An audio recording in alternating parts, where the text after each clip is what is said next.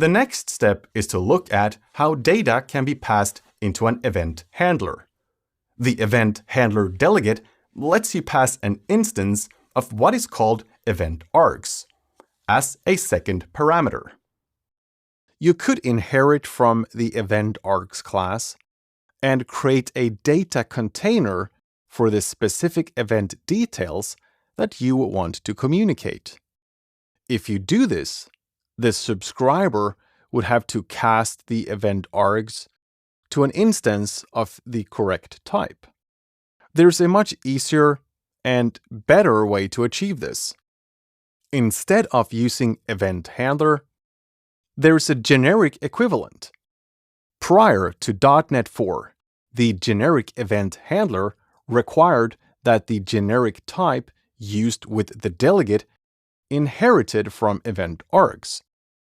This is why you will often see libraries and applications that use event handlers where the event data inherits from the event args type.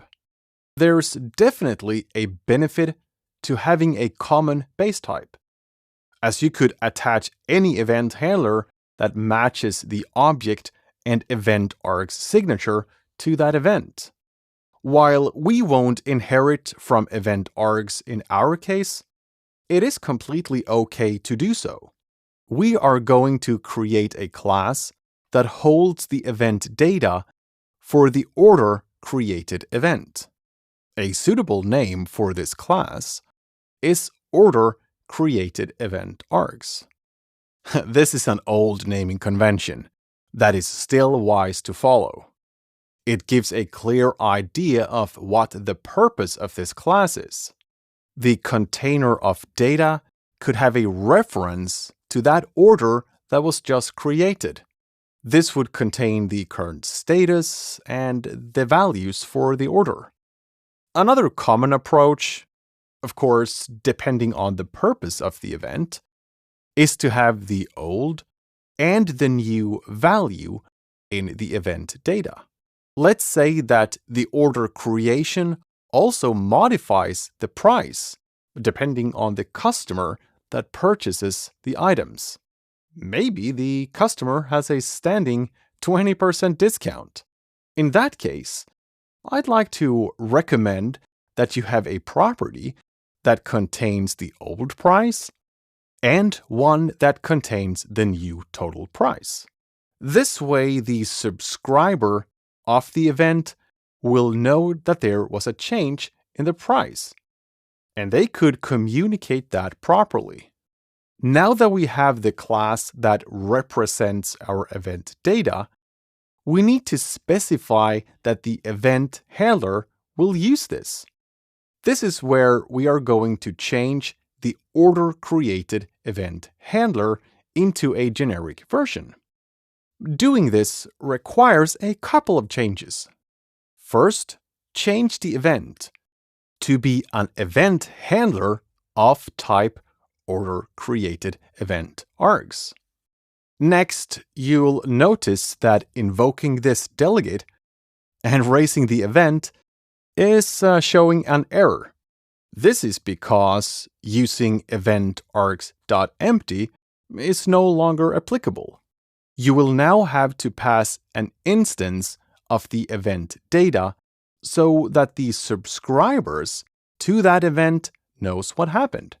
We'll ask for this data to be passed into the virtual method so that subclasses don't have to worry about setting this up.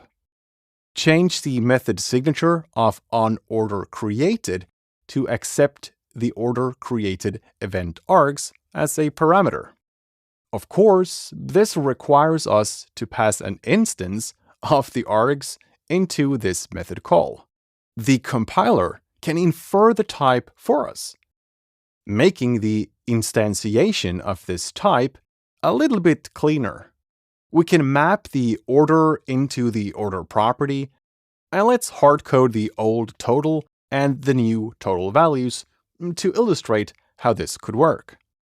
Because we previously used lambdas to define the event handlers in the program, you don't have to change anything to run the application.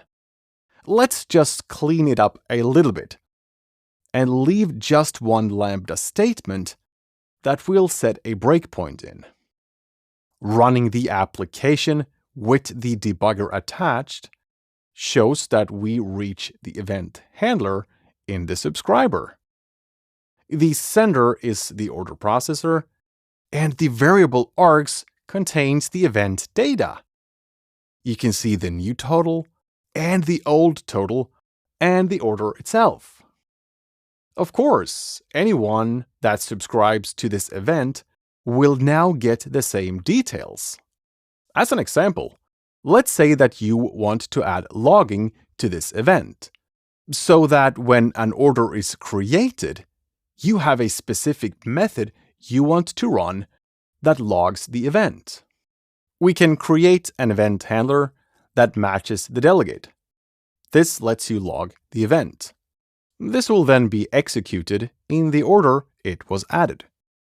If you have a generic log handler that matches the non-generic event handler delegate, this is where it could make sense to inherit from event args on your custom event data class. This log method, for example, takes the sender and the event args, meaning that this would match any event handler, either non-generic or the generic event handler that have a type that inherits from event args. This shows a good reason why sharing the same signature and base type is a good idea. I'd like to make another change to the order processor. Instead of the method process accepting an action that is executed when the order has been processed, I'd like this to be an event instead. One benefit of that is that we could have multiple event handlers executed when the order has completed processing. To do this, we'll introduce a new event called Order Process Completed. This will use the generic event handler and will create a class that represents this event data. I'd say a good name would then be Order Process Completed Event Args. The event data will only contain the order itself. Do you remember where you should invoke the delegate? That's right, in a new protected virtual method. This will be very similar to the method we created for invoking the other event.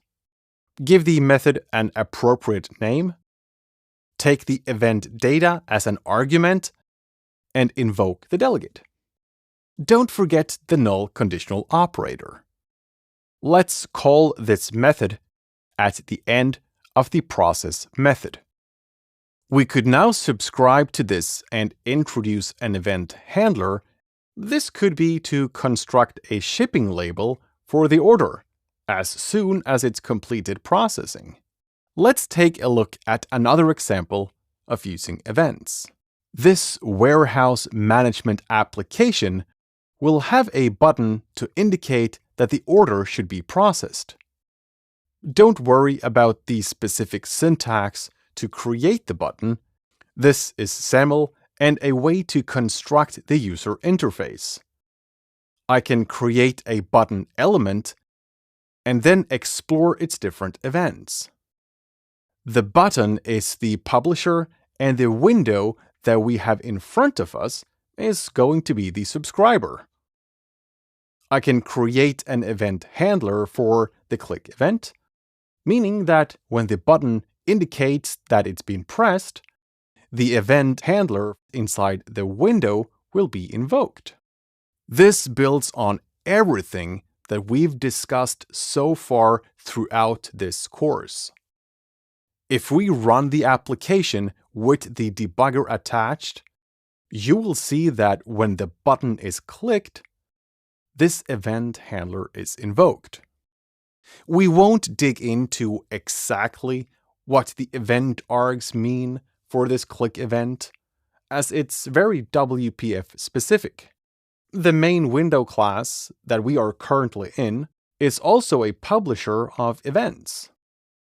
For example, we can add an event handler for when a key has been pressed on the keyboard.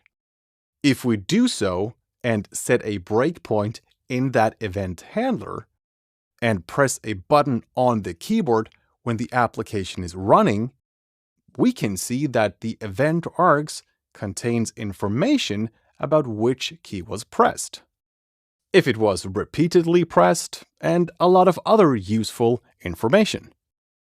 Since you know exactly how these event handlers are executed, you might also understand that if you perform time-consuming operations in these handlers, the UI would suffer. Because the publisher is an element on the UI, the event handlers also execute on the same thread as those elements. This means you should be rather careful not to perform too long operations in these event handlers. You've successfully introduced a way to pass useful data into the event handler. You also saw how this is being used in, for example, a Windows application.